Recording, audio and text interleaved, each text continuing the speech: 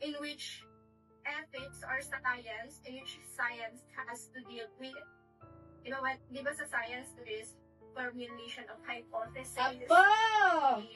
Apo, tulungan mo nga ako dito. Paano to? Same with ethics. Apo! Apo, halika nga rito. Wait lang po. Ano ba yun? Paano mag-post dito?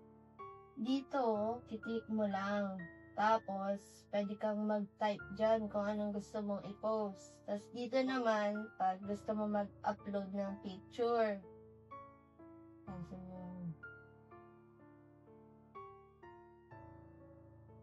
Yan. Tapos ito, kung gusto mo naman, kung sino yung makakita, pwede mo siya i-public, pwede mo siya i-friends only.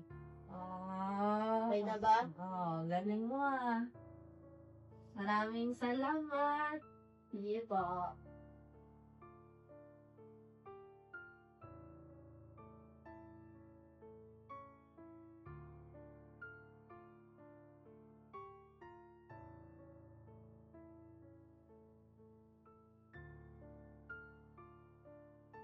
Right, class. So for your attendance, you just have to answer one question and then you can leave.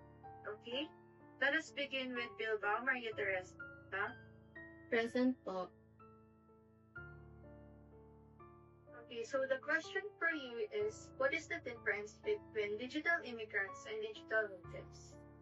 So, digital immigrants are people who are born before technology existed. So, they're not too familiar with how the digital world works, while digital natives are our generation today. So, technology already exists when they were born, and alam na nila yung pasikot-sikot sa different technology apps or platforms. Okay, thank you. You may now leave the meet.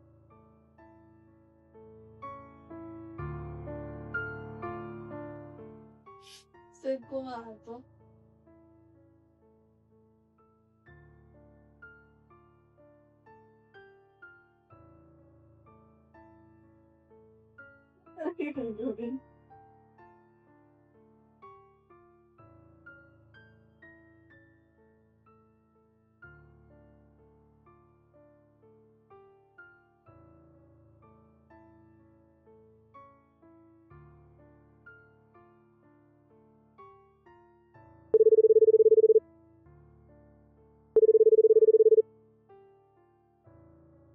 No, ano ba yun?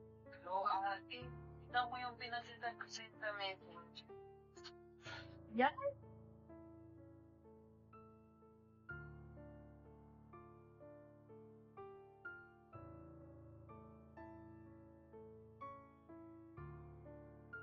Po.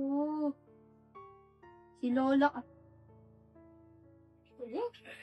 Wala, ano ba yung pinapost mo sa FB? Ano meron ako? Tingnan mo yung pinost mo sa FB na pictures. Ikaw yung apo. Asan ba Ba't mo ba pinagpo-post yun? Di mo naman yung pictures eh. Bad trip. Ako, gusto ko lang naman ipakita pagbabahay ko. Alam mo yan sa buhay. Paglaro na nga lang.